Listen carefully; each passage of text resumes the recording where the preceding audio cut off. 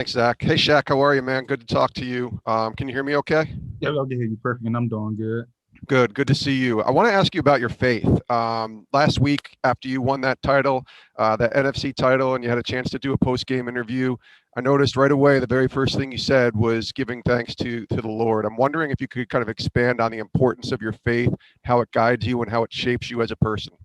So this past off season, I always believed in God, but I never like really put the time and day in like with God, like day in and day out. And I started doing that this last off season, and it just grounded me and made me like realize what was important and where I get the power from, where I get the strength to do all my daily activities from, and then just like the blessings that He just keep bestowing upon me, my family, and it's just amazing. I just want him to know that I want to give him all the praise, honor, and glory. That's the reason why I'm able to do everything that I'm able to do on the field, off the field, is all because of him. Thank you. Yeah. Okay, we're going to Arnie Stapleton with the Associated Press. Arnie? Hey, Shaq, good to see you. Um, I'm wondering what you've learned in as you go into Sunday Super Bowl. What did you learn from playing with Vaughn and DeMarcus in Super Bowl 50 and the time before? And if some of your DNA still contains a little bit of what you learned from those guys when you were, just coming out of CSU. So Super Bowl week, like the night before, I remember Vaughn, or like a couple nights before, I remember Vaughn talking to us, just motivating like our position group, saying like they ain't never play a team like us. It could come down to us. Like we could control a game if we had like affect the quarterback. It could be all on us. And he was determined to like get it by any means. Don't let failure be an option. And that's what I'm on right now. Like we came too close to start all over next year without a ring. So gotta work this week for it, get everybody on board, which they already are, but just keep them with high energy, and then just execute it, because we too close just to start all over, man. And like I do have some of that same DNA in me too, because I learned a lot from them guys when I was in Denver, and it just helped shape me into the pass rush I am today. Okay, Lindsey Jones with The Athletic. Go ahead, Lindsey. Hey, Shaquille. I mean, I guess a little bit following up on what Arnie said, but so in that Super Bowl, obviously they kind of had this pass rush duo with Vaughn and DeMarcus. What do you have in Tampa now with you and JPP? Can you kind of take us inside your relationship with him and maybe how the two of you play off of each other's strengths? So the way we work, the way we rush is like perfect for like the way we rush. Like the way I rush, I go more speed up the field, make the quarterback. And if I don't get the quarterback, he think like it's an open B gap. And the way JP rushes, more power through the guy. So if the guy JP get his guy going straight back, he could fall off right inside for the sack, because the quarterback would go to where he thought the open space was. And we like get a lot of sacks like that, just working off each other, doing our own rushes, but not even having to compensate for each other because it's just natural. But we do also compensate off each other too. Like when we on our same side, we be talking, trying to get some stuff working between some games, and then just not off the field, but like in the practice field. He JP, he know a lot, he's seen a lot, and I'm still young guy compared to JP. Not that he got much older than me, but he's just got more years in the league than me. He's more experienced pass rusher than me, so he still be giving me all the tips and stuff, and giving me. He more remind me of like a D Ware, because D Ware had some tips and stuff for me in the season on how to watch film and stuff, and JPP be calling me, letting me know like what he's saying on film, and it's just been working really good. Shaq, we're going to go to Jory Epstein with USA Today. Jory? Hi, Shaq. Thanks so much for your time. I spoke with Jordana about some of the measures that your family has gone to avoid COVID, and she mentioned specifically the classroom y'all have set up for your children in your home. Can you talk about what that process has been like for your children and why it was important to you to go to those lengths for the team this year? So for the team, we like known for a fact that if it was a season this year, we wanted to take part in it. We didn't want to sit out, miss the season for anything, but we knew it was going to take some sacrifices from everybody, and like setting up the schoolroom. Like I helped, but my wife she did everything. She had a vision in her head, and she wanted to make it come to light. And I just was there to lift the heavy stuff and to put together the stuff that need to be put together. But my kids loved it. They love homeschool. I know they miss going to school, seeing friends and stuff like that, but it's been very beneficial for them and for us as a family because there's no risk of getting anybody sick with COVID because the homeschool teachers, our equipment staff, got Brad's daughter, so she'd be getting tested and she know the protocols as well. So everything is perfectly like set up to work with no chances of anybody being sick. Okay, Kyle Newman with the Denver Post. Kyle? Hey, Shaq. So going back before your professional career to your time at Boys Town and then at CSU, what stands out to you from both of those places now in terms of helping you make you the player you are today? So from Boys Town, that's when I actually think I became like a real athlete, becoming like more than just going through a gap. I became more technical. I became more physically in shape. I just became more of a, I think I became more of a football player, more of a wrestler, like technically. And that helped me out a lot to where I'm at today. And then you said at CSU as well? Yes.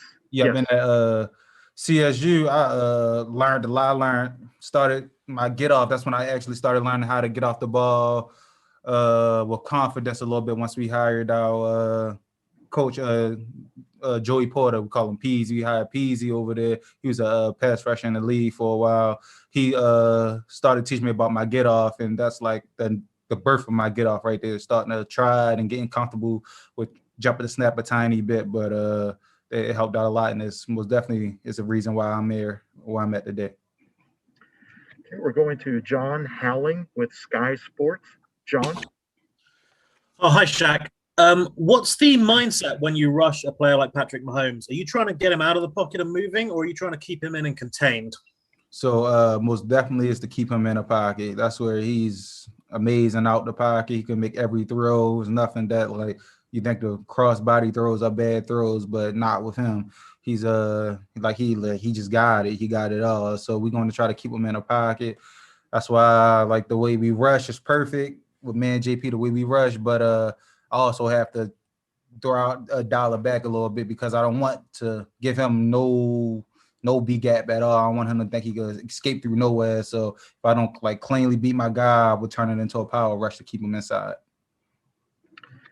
Okay, we're going to Silas Stage with NENT TV3. Go ahead, Silas. Hi, Shaquille. Appreciate your time. You guys have been pretty good creating pressure from the edge this season. How is it going? How is it going into a game, especially Super Bowl, knowing that you can get to the quarterback? Oh, it's good to know that. Like honestly, it's like that's what we here to do, man. GPP, V, the Sue, like to affect the quarterback, and that's why they paying us the money they pay us. So it's good to know that like we living up to the expectations. I think it's important to be able to get to the quarterback with a 4-man rush, and that's what we've been able to do. So we can have more guys on the back end because they do have some dangerous receivers. So it's been nice to know that we could be able to get it done with the 4-man rush and even with the blitz because them guys get a lot of sacks as well. Okay, we're going to Paul Daner. Paul, go ahead. Shaq, how are you doing? A few years ago, you were a free agent out of Denver. You visited the Bengals, and they really liked you. I know there was some concern maybe on their part about your hip injury. I'm curious how much you had heard concerns that offseason about the injury in general with teams and that offseason, and how close you thought you were to signing with Cincinnati. It wasn't my hip at all. They said I had something with my shoulder or something that, like, I don't have anything with my shoulder. So that's when they, like, pulled the offer, which had me pretty upset because I was putting all my eggs into that basket. I thought Cincinnati would have been the right move for me, and they offered me 2-year contract, and then my agent was sure that he could get them up a little bit more than what they offered. So it would have been the most money I ever made with the most security, and that's all I want is security and stability for my family. So it was a gut shot once they pulled the contract offer, but I didn't hear from anybody else about anything from the teams I visited about any shoulder injury because I never had a shoulder injury. Next question is Alec Lace with First Class Fatherhood. Alec, go ahead. Hey, Shaq, what's doing? Congratulations on making it to the Super Bowl here. I know you're very tough on the defensive side of the ball, but what type of disciplinarian are you as a dad, and is that different than the discipline style that you grew up with?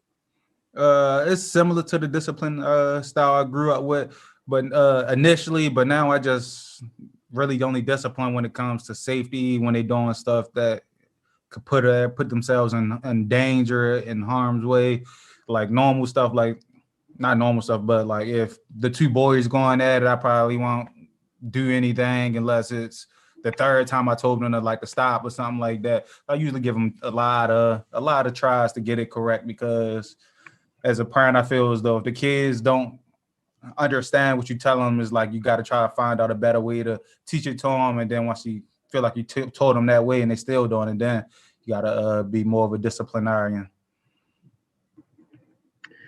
Thank you. And the next question is Mick Schaefer from here in Tampa. Mick, go ahead. Yeah, Mick Schaefer from KSHB in Kansas City. Shaq, I was wondering that first time around with Kansas City, what you take away from that game, if you had maybe a rough draft for Mahomes last week and taking on a very good quarterback as well, big arm, a guy that can move like Aaron Rodgers. And the guys on the Kansas City side, like Frank Clark, are seemingly stepping their game up in the playoffs as well. It seems like that's what you and JPP are doing. Are you guys playing your best football on the defensive side here in these last few games? I think it's getting better for sure, but it's not our best yet. We hopefully will display our best this Sunday once we take on the Chiefs. And was like not a rough draft. I would say it was pretty close to a final essay with Mahomes and Rodgers. They both really similar. They're practically the same, could do the same thing. It's just Mahomes a little younger version of them. And just getting to them going to be important for us. But yeah, like just stepping up our play at the right time, that's what we're doing, and it's working perfectly. We just got to stay consistent for this last game, and we'll be exactly where you want to be at when the clock strikes 0. Shaq, the next question is a follow-up from Arnie Stapleton of the Associated Press. Arnie? Hey, Shaq, I wanted to ask you what it's been like working with Lori Locust. This is a franchise that's kind of on the vanguard of, female coaches. And what's that been like the 2 years you've been in Tampa? Coach Lowe, she's been cool since day one. She actually coached against like my brothers in semi-pro back in Baltimore. I had some brothers play semi-pro in Baltimore, so we had like that to talk about. And she always giving me tips. Like we got our little routine we do. I come over like during the pregame warm-ups. We used to shake hands and bring it in, but with the COVID, we just dab now. And then she just tell me the tips, what I need to do with the pass rush and like my depth that I need to watch out for on the quarterback. And it's been amazing having her. I know like one time, it's a story, but not a story, but one time, but my first year here, it was a guy here named Farrell. He said like he loved her so much because she got to coach him a lot, and he like said she like knew exactly what she was talking about and everything she was saying was working. And it was a blessing to have her on our team and have her coaching in the Super Bowl. Next question is John Romano from the Tampa Bay Times. John? Hey, Shaq. The Chiefs' offensive line has had a lot of injuries this year, right up to last week. Does that change your preparation for this game or how you guys plan on attacking with a pass rush? No, I don't think it changed. We do just got to get the game plan for the tackles that we're going to face. So it just got to change the way I prepare in that standpoint. I won't be facing runners majority of the time, or whoever I'm facing majority of the time. I'm going to be facing a new guy, so I just got to get film on him and break him down and figure out my pass rush style against him.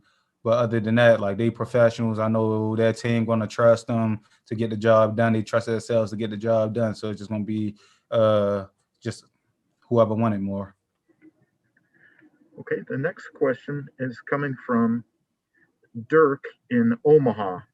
Dirk, go ahead. Hey, Shaq. We're coming up on 10 years, almost the anniversary of when the UNO program disbanded, which kind of threw you for a loop, obviously. I'm curious what impact that move had on you and your career, and sort of more generally, what impact Omaha had on you. I loved Omaha. It devastated me when they dropped that football program.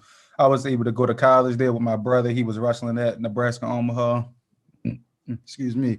And I loved it there. like my wife, well, my girlfriend at the time was there. Like everything just was going good. I was starting as a true freshman, and like it was just perfect from that time being. And then when they dropped the football program, I just had to man up. It was pretty much forced me to be out on my own, like for the first time without any family members like around to fall back and depend on. And it just made me grow up a lot earlier than I wanted to, but I was ready for it. The time was now, and it set me up to go to Colorado State and to help propel my career to where it's at now by going against Division I talent and being coached by Division I coaches helped me out a lot. Okay, next question, Childs Walker. Childs, go ahead. Yeah, hey Shaq, from the Baltimore Sun. Can you for people who don't know what it's like to grow up in Baltimore, can you describe how it shaped you and how it sort of prepared you for what you've done in football? Yeah, growing up in Baltimore was a experience that I wouldn't take back or trade for anything. It did like help make me into the man I am today. Like just going through everything that you got to go through when you're growing up is like dog eat dog, like where like you got to grow up fast in Baltimore, and that's like when you're in Baltimore, it's normal. Like you just part of the culture there, and it like just make you tough skin, make you be able to take criticism, compliments, and just make you just pretty much focus on yourself and not let too much of outside criticism bring you down or too much outside positivity like take you up. You gotta stay even keeled through everything, and it's just experience that I'm happy that I experienced, and I'm happy I grew up in Baltimore because it did make me who I am today. Okay, next question is Michael McQuaid. Michael, go ahead. Hey Shaq, how's it going, man? How would you compare this Bucs defense to that of the 2015 Broncos defense? Both very, very good defenses, and best of luck this Sunday. I think we in the aspects of stepping up at the right time. It's time for us to step up. We've been stepping up. It was time there for us to step up in Denver. We stepped up. So like we all got the similarities. We got playmakers on this defense. We had playmakers on that defense. Nobody wait for the other person to make the play. Like when it's our opportunity to make the play, we step up and get it done. And that's like the biggest similarity. Like we got a lot of playmakers on this defense, and we all itching to make that play. Okay. The next question is going to Mike DeCourcy. Mike, go ahead. Yes, Shaq, there's been a lot of discussion about the number of minority coaches in the league, head coaches in particular. I wondered if, as part of a team that has such a diverse staff, whether that means something to you, whether that's something you're proud of. It is something that I'm proud of, just to see like a lot of minority coaches getting opportunities and chances.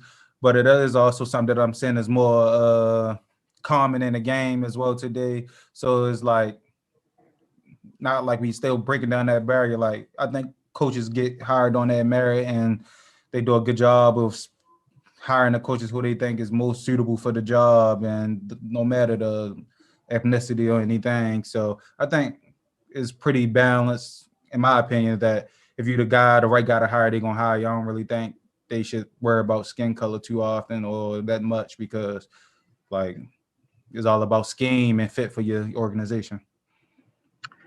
Next question is Kendra Douglas from TV2 in Orlando. Go ahead, Kendra. Hey, Shaq, I have two questions for you. So the first one, gotta make it a little lighthearted. I don't know if you've seen like the things with the GOAT and the baby GOAT, with, Tom Brady being the GOAT and Patrick Mahomes being the kid GOAT. What are your thoughts on how that happens, or, what are your thoughts on seeing that? And my second question is, COVID impacted you and Devin White, where you guys had to sit out. But I mean, overall, it seems like the team has done a very good job of trying to remain positive and keep focus. How has COVID impacted you personally? And do you think that this season was harder than any season that you've had to play because of COVID and the limitations? All right. So the GOAT, baby GOAT is funny, but it's going to be 100% true long as Mahomes stay on the path that he's on right now. because he is lighting the league up. He's been doing it since the end of his first year when he started. I think he started against us for the first time. Ended up leading the Chiefs to a victory in Denver. But yeah, we just gotta tell him he ain't ready to be the big goal yet because we still got Tom Brady. So we gotta step it up and make sure Tom Brady get another one.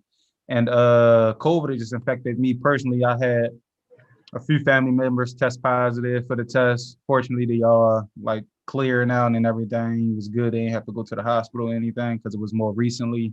And then just my family and my home life, like my wife and kids, not able to interact with nobody, been in the house all day, like trying to just be around each other all day. I know me, I come home, I come to work, I get adult interaction with my people, my friends in the locker room and the coaches and stuff. So it's been a lot easier for me because I do get an interaction. But like my wife and kids, they just home all day, not get to talk to friends or see friends and play with friends, go visit places, go on our little boat trips down on the water and stuff like that on the beach. So it's been a real tough for them.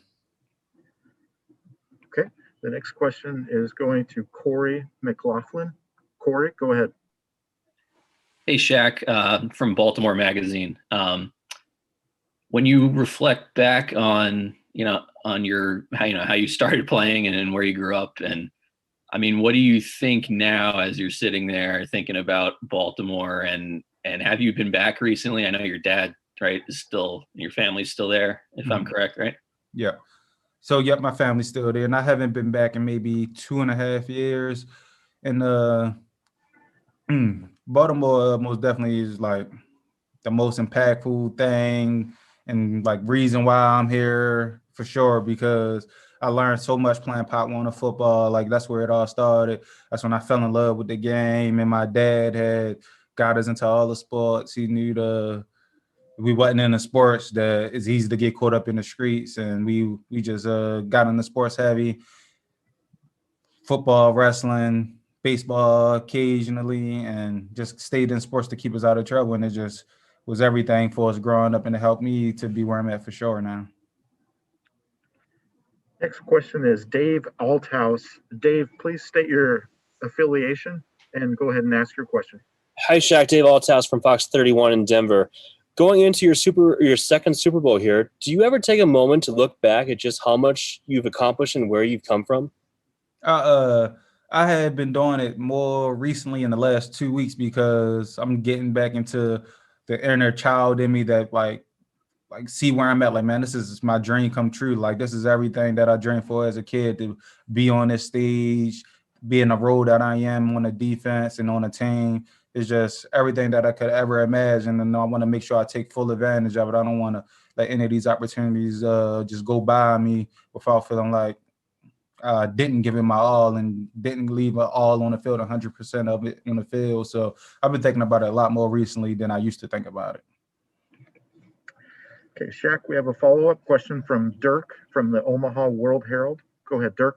Shaq, when you were that freshman year at UNO, Levante David was down at Nebraska, wreaking havoc. Sue had just gotten out of Nebraska. Did you follow those guys? Like, did you track their careers in college when you were at Boys Town and UNO? No, I did. I knew about Sue, but I didn't know about Vontae at that time. But Sue did come to, while I was at Boys Town, he came to Boys Town and did like a little speech or something.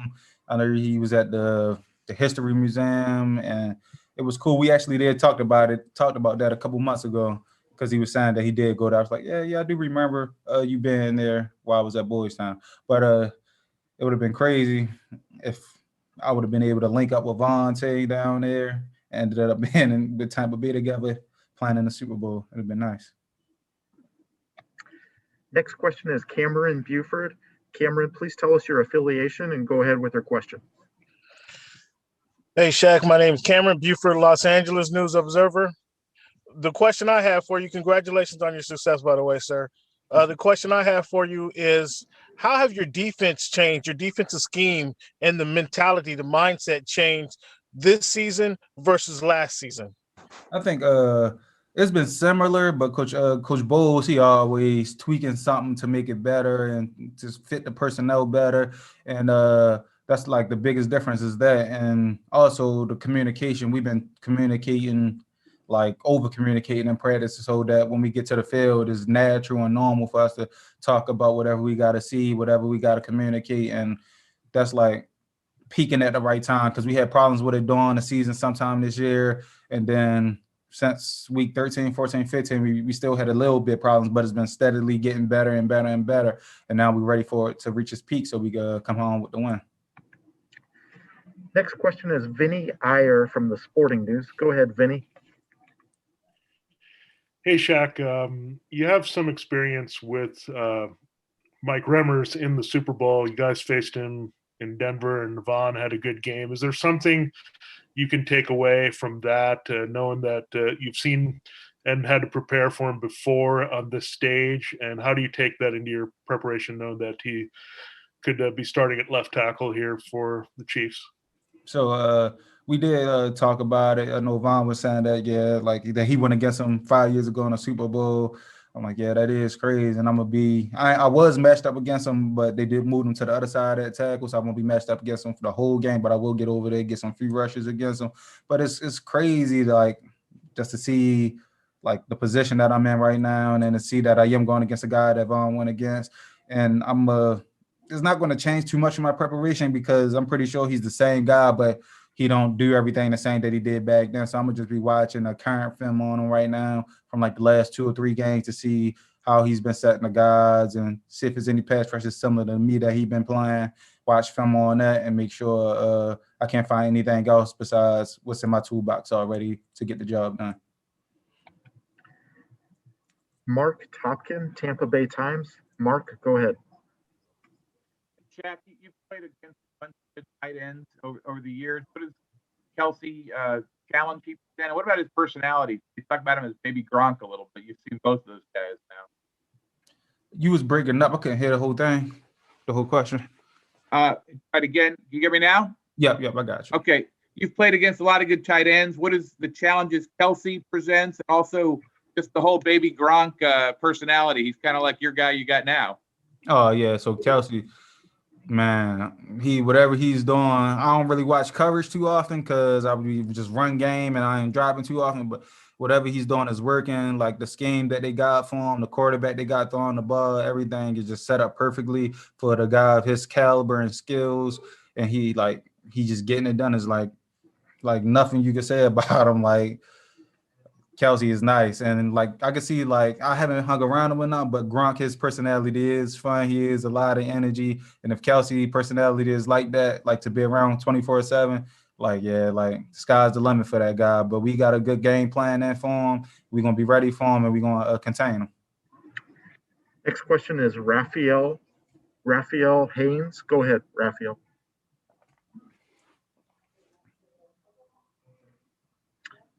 Raphael, are you there?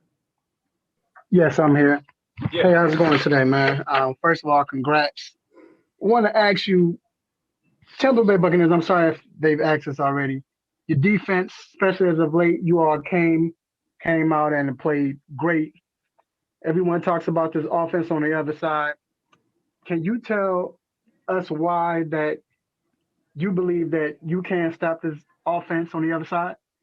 Oh, so it's just because first of all, when it come down to the Super Bowl, it's like the scheme is going to be there. We got the players to get it done. It's just going to come down to who won it more. And like everybody on this team, we got a lot of young, hungry guys. We got a lot of guys who this is their first trip to the playoffs, and then to go to the Super Bowl at that, to be at the pinnacle of what our league is all about. We not letting this go by without giving it everything we got in us. And I also was going to have the energy. I think the energy be the big thing for us. We gotta have high energy to be able to get the job done, and we gotta have it the whole entire game. Because we're gonna do this game, we're gonna do our job, but it's gonna take guys doing a little bit more, making the extra, getting off a block and making a play for a TFL or something like that to win this game, and knocking the ball down, like just doing it. Something's gonna take a little bit extra, and we got that in us. We hungry, we all want it so bad, and like there's nothing that's going to stop us from getting it.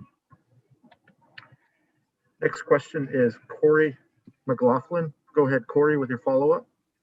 Yeah, hi, Shaq. This is from Baltimore Magazine again.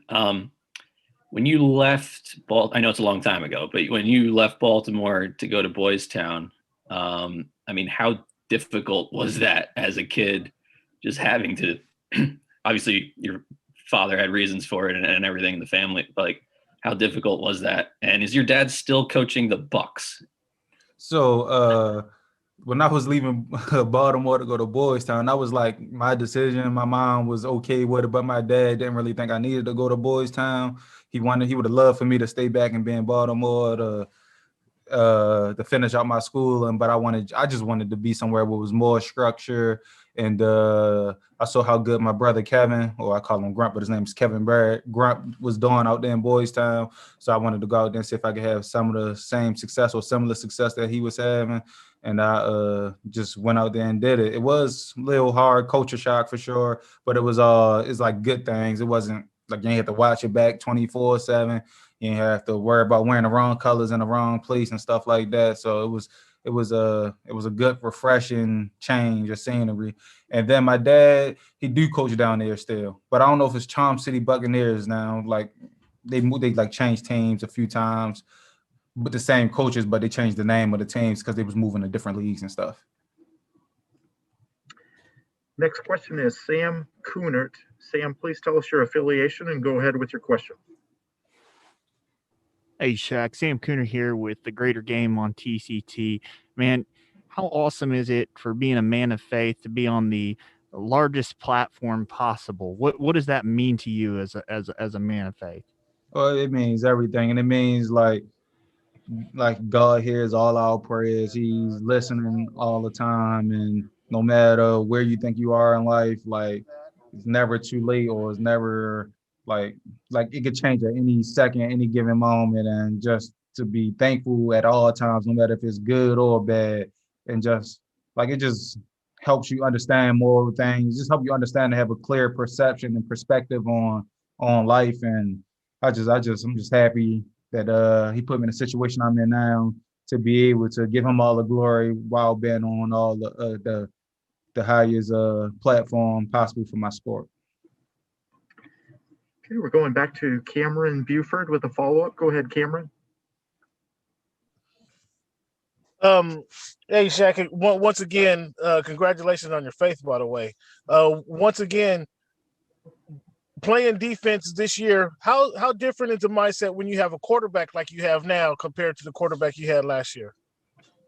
I feel like it's the same. Like I love being on the field. That's how we get paid, to make plays, and that's how you become a household name if you're on the field making plays. So like as long as we on the field, no matter how we get on the field, like there's an opportunity to make a play, to get your name in the paper, to become that guy. So I like last year I came in with Super Bowl aspirations. This year I came in with Super Bowl aspirations, and it's just we just had the guy this year to get it done for us, and we helped him. He helped us like at the right time. Sometimes we needed to pick up the slack. They needed to pick up the slack sometimes, and we just worked perfectly together. And now we're gonna put on a perfect, well, not a perfect show because nothing ever is perfect, but we're gonna put on a good show. Had them do that thing, we do our thing, and we're gonna be holding up the trophy at the end. Next question is James Yarcho with SB Nation. James, go ahead. Shaq, congratulations. You've been in this game before, Jason, Pierre, Paul, Rob, and Tom, obviously. There's a lot of guys in this locker room without playoff experience until this year. What have you guys done to kind of bring them along and kind of teach them what it takes to continue to progress and hopefully win Super Bowl 55? It was from day one of the band in the playoffs, like you couldn't tell that these guys haven't been here before. Like they all had the energy, they had the focus, mindsets was right. Like Levante, he been doing it. Like it seemed like he'd been here before. He been leading this. Him, Devin, JPP, like Leonard Fournette, I haven't been to the Super Bowl, but he been stepping up, saying stuff. Like everybody who's been here before has been doing their part and making sure everybody understand like what's at stake here. And the team been feeding off of it, been listening and been following, and that's why we where we at right now. We have a follow-up question from Childs Walker. Childs, go ahead. Yeah, hey Shaq. You talked about the importance of security for your family. you're obviously approaching free agency again after the season. Is there, at this point in your career, is there excitement in that? Is there any nervousness? I mean, what is that? Where are you with that? So I'm not nervous too much because I do have my home base in Colorado, and I do expect things to go good here. So I'm not expecting that I would be going anywhere else. So I'm not too nervous or anything. I'm just can't wait to get it done so we could purchase a home down here and start building an actual home down here, because we just been renting for the first 2 years because I've been on a 1 year last year and been on a 1 year this year.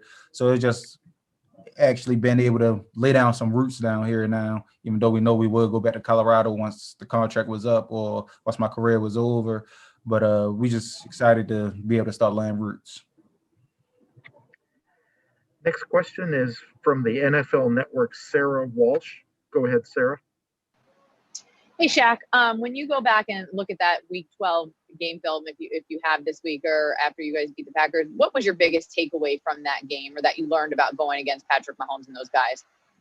That we can't give them we can't make big mistakes like the ones we made in the game. And they did exactly what they had to do to win. Like, we got back on the field as a defense with time to get our offense back the ball, but they 4-minute offense got the job done. They didn't give us a chance to get the ball back and give Tom Brady a chance to go down the field. So we gotta just eliminate the big mistakes, eliminate our communication problems like we've been doing the last few weeks, and we'll be good to go. Thank you, Sarah. Does anybody have any other questions for Shaq Barrett? Please raise your hand if you have any more questions.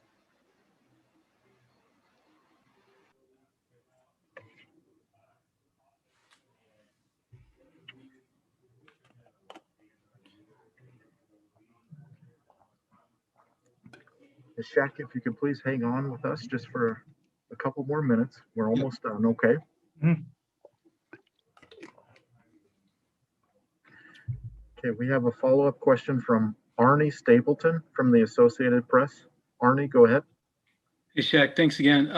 I just wanted to know if you've talked to Vaughn in the last week or so. Have you guys been chatting about now that you're going to the Super Bowl, and how that DeMarcus Ware, have you talked to him lately? I talked not within the last week with D Ware, but I talked to him probably a few weeks ago. And with Vaughn, I did talk to Vaughn probably earlier this week, or not this week because we just started, but last week I talked to him, and we just saying that he pretty much like saying the same thing that was said when we was in a hotel in the meeting room getting ready for the game. Like, it's the moment right now, man. And like, my matchup that I was going against, like, there's an opportunity for me to have a real good game, and I just got to take it. Just don't be denied. And that's the plan. Just come in there, all energy, all effort, and get the job done. Thank you. Okay, the next question is going to Jeffrey Arnold. Jeffrey, please tell us your affiliation and go ahead with your question. Hey, Shaq, this is Jeffrey Arnold with the Portland Oregonian out in the Pacific Northwest. Can you talk a little bit about your relationship with Ndamukong Suh? I was just hearing about a story that you had at the Boys Town, that you had a conversation with him. How much of an influence has he helped or been for you, and how much has he helped you grow as a professional football player? So on the field, man, we talk a lot on the field. Like, we get out, like, he let me know what he's saying, I let him know what I'm saying, and then on the sideline we'll work it out, come up with something to get some pressure on the quarterback. Like, when it comes to our stunts and our games, we run them really good together. And then he always willing to watch out for me, like when I'm trying to set up a move or do a move when it requires me to come inside or something. He's always ready to cover me in case I don't get there to the quarterback. The quarterback try to get outside, he'd be right there for me. So we have a good relationship, a good bond like that. And then I did look up to him when I was at Nebraska, Omaha, well, Boys Town, when he was at Nebraska, because he was a monster. He played aggressively, played physically, his presence was felt out there, and I wanted to be a player like that for sure. Next question is Leo Haggerty. Leo from It Sports Magazine. Go ahead. Heck, I had a chance to ask Warren Sapp before the last time the Bucs were in the Super Bowl. What would winning the Super Bowl mean to you in one word? If you had to describe winning the Super Bowl in one word, what it would mean to you, what would that be and why? Legacy. It'll help with leaving behind a legacy of what type of player I was on the field, and what type of player I can still continue to be for the next coming years. I know there's a lot of guys who've been grinding, showing who they was on the field for a long time without getting the respect that they deserve on this team, and it's going to be good for to be able to cement our legacies and history with a Super Bowl victory. Shaq, I'd like to thank you on behalf of the NFL for your time today, and good luck in the Super Bowl. Thanks for joining us today. Thanks, everybody. All right, appreciate it, Zach.